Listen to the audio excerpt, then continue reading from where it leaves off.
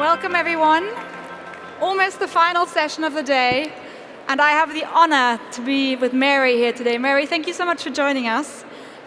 I don't think Mary needs lots of introduction, but Mary is the former chair of the Elders, a former president of Ireland, and also the UN High Commission for Human Rights. Mary, you've been in the space for a long time, and we wanted to start today to share a little bit of your experience and your knowledge and your wisdom on female leadership. So, what made you start? What made you push ahead all those years ago? Well, actually, Anna, I had a very early start. You know, growing up in the west of Ireland with 4 brothers, 2 older and 2 younger, I had to learn about human rights and gender equality and using my elbows very early on. But actually, my parents, who are both medical doctors, said to me over and over, you have the same opportunities as your brothers. We will help you to have...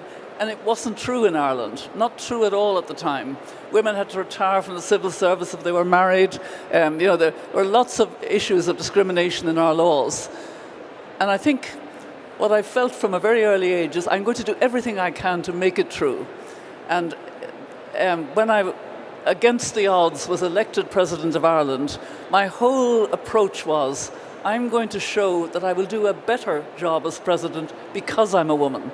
And that was my way of, saying, I'm actually convinced I will do it better because I will do it with all the skills and all the experience of being a woman and being a woman leader. And that will be the best president for Ireland at the time, and I tried.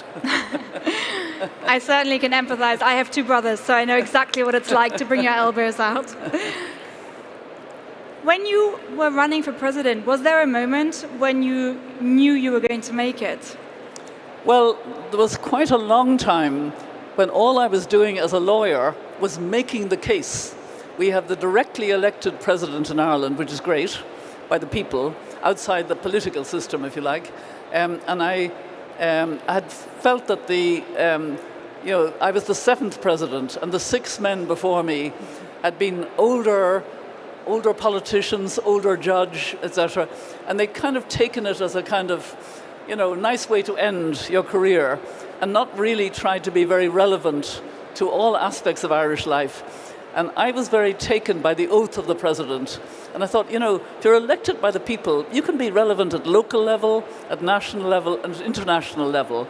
So I began to talk about this, but even more than that, as I traveled around Ireland, I learned so much about what was happening in the country at the time. And it was quite interesting because Ireland had benefited from the common agricultural policy of the European community as it was then, now the European Union. And there was money available in rural areas and in smaller towns. And they wanted the facilities of cities, but they knew the Irish government was not going to provide them. So there's an Irish word that's like Ubuntu called mehel. And I was listening to all these people volunteering for their community. The spirit of mehel was everywhere. And I started to talk this up, and everybody was delighted. Somebody had been listening. They understood. She understands me. That kind of, she gets it. And that, I think, was what contributed to a growing popularity that against the odds. Because when I was nominated, I was 100 to 1 outsider, and we didn't even put any money on because... I bet you wished you had. But you asked, and actually the moment there was an early private opinion poll that showed me I had a real fighting chance. And I remember actually having that moment of, oh my God, I could actually be president. And it was actually, how do I navigate this with my family? I mean, there was a moment. And then I changed from making the case to wanting to be. And I remember that very well, wanting to be president, because I'd become convinced it was a job that would be very fulfilling and very worth doing, and I would give it my 100% best if I could. Yeah. I really love that. I was going to ask you, what was the sort of defining moment when you felt like you were becoming a leader, other people were seeing you as a leader, but you've just very beautifully laid that out for us. You've obviously been in the space for a long time. Have you had to adapt your style of leadership from those early days with your brothers, then moving to the political sphere and making the case and sort of wanting it? Have you seen a change of how you've had to lead? Yes, I've actually adapted quite a bit because of different kinds of leadership. I was a member of the Irish Senate for 20 years. I was also at the time a lawyer, and I was teaching law. So I was a teacher, a senator, and and the point was I was very active. And then when you're elected president, you're not so much active as symbolic. And I had to learn the power of symbols, the power of who you meet, who you invite to the, and I started to invite the LGBTI community, poor, unemployed people, people from Northern Ireland. And that was the way of doing, very, very different. And then when I became High Commissioner for Human Rights, it was a sort of mixture of the two. Most of my leadership as High Commissioner for Human Rights was moral leadership, like the presidency, but you also had to be very active and try and help people to fight the fight for human rights and gender equality and rights of indigenous peoples and rights of people with disabilities, etc. And now as the elders, I'm kind of back to very much moral leadership, I think. But what did I learn on the way? Quite late on, I wish I'd learned it earlier, I learned the power of humour. I learned it in particular from Archbishop Tutu. I learned how he would do his little dance, and I often do that dance now. He'd do a little dance and make people laugh. You're going to have to show us the dance. And when you make people laugh, they're open to you. It's very powerful. And you then come in with your serious point, because people are listening. They're kind of, they kind of like you because you've made them laugh. And I have this message in particular for young women in the room. Are you listening? Young women, use humour much more. In my experience, young women, when they're getting into a position, work very hard, work harder than the young man, get into the position, are very serious about themselves. They're funny at home, but they're very serious at work. The man comes in and he doesn't do nearly as much work, and he plays around with the lads and he gets the promotion. Come on. So you have to use humour more. I mean, I wish somebody had said that to me when I was young, because I was actually too serious as president. Mm-hmm. It was my one big fault to myself. I made 2 speeches to our 2 houses of the Parliament. And the second one was on something I was passionate about, the Irish diaspora. And the speech has no joke, no self-deprecating moment, no funny moment, nothing. Just preaching. And it was not appreciated by politicians, So I do emphasize, and I learned that from the best, Archbishop Tutu, but also Nelson Mandela, very good sense of humor. Pope Francis, one of the things about Pope Francis, he had a superb sense of humor. I witnessed myself when we had a private meeting with him some years ago. It's not relevant now, but, there's something very human about humor. There really is. I really like that. I think that's a great piece of advice, and I hope all of you are taking notes of all the different pieces of advice that we hear here today. And like I said, you're going to have to show us that dance next time, Mary. I'd like to talk a little bit about leadership that you've witnessed. Obviously, you've learned a lot on your journey, but was there anyone in particular that surprised you, a leader that surprised you, that you didn't maybe think was going to be a leader? I think young leaders are surprising me a lot. In particular, one young leader who is here, Shia Bastida. She's 22. She is profoundly mature and wise and extraordinarily compelling. She has a wonderful TED Talk, which I recommend to all of you, that's just come out.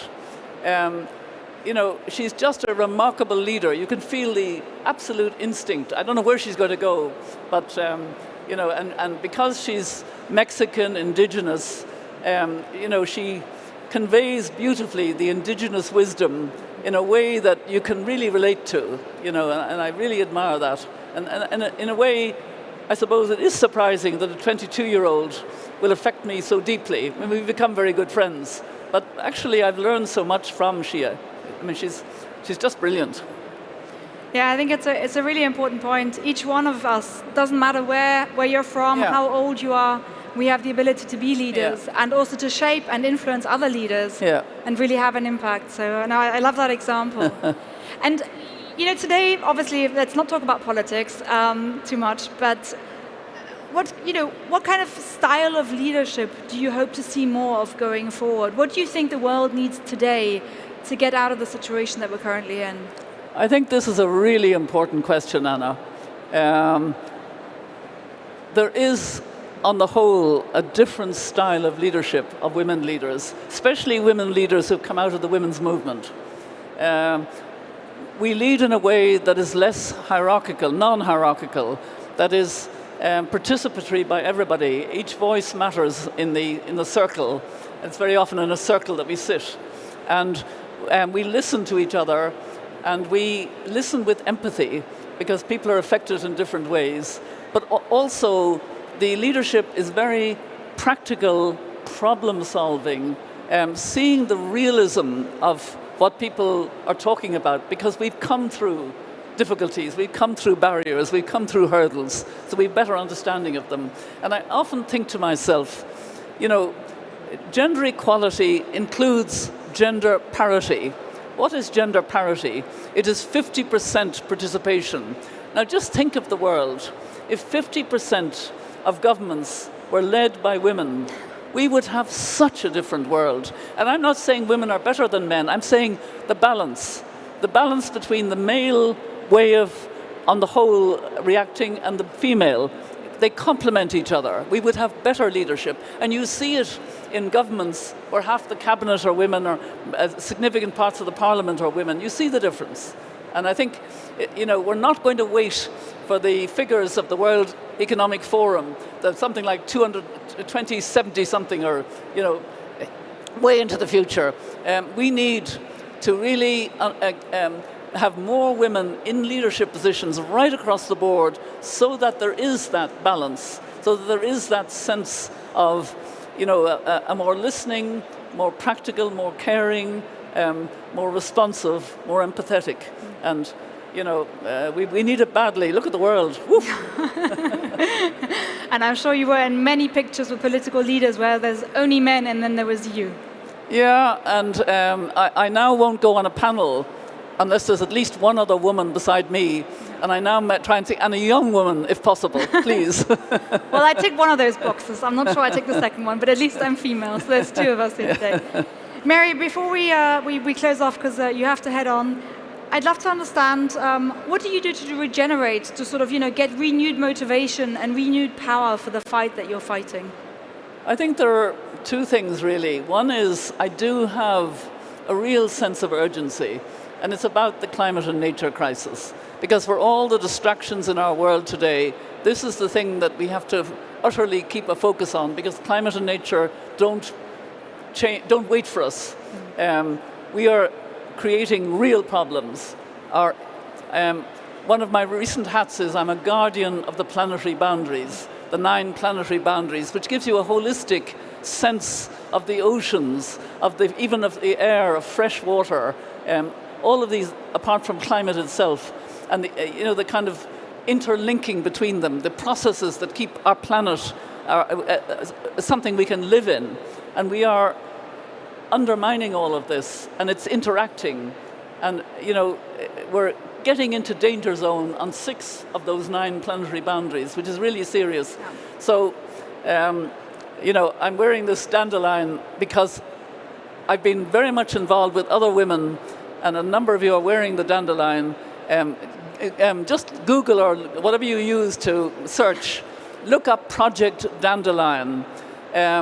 It's a women-led, feminist climate justice movement, women-led, not women only, and it's a movement of movements. We want to link with the indigenous communities, with young people, with business, with philanthropy, with filmmakers, with Change Now, obviously, all of you who've gathered here, so that we can make more visible how many of us there are in the world. We are the majority world, but we're not powerful because we're in silos. We're separate. We need to gather our strength and become very visible together, connected.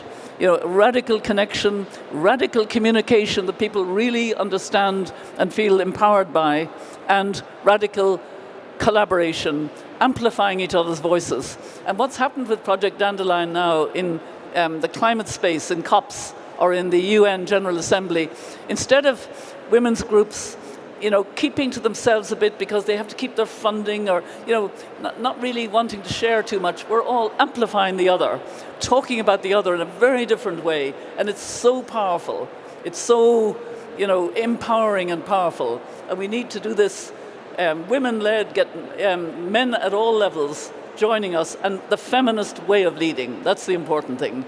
The non-hierarchical listening, caring more about those who need to be more cared about, and so on. It's really clear how much energy and power you get from connecting with other people and shaping and supporting communities. Yeah. So maybe this just a call out to everyone here in the room, in the vein of Project Dandelion. Say hello to your neighbor, introduce yourself, and start making those connections. Yeah. Mary, thank you so much for joining us here today. I know you have to go on, but thanks a lot. Thank you very much, Anna. Thank you. That was lovely. Thank you.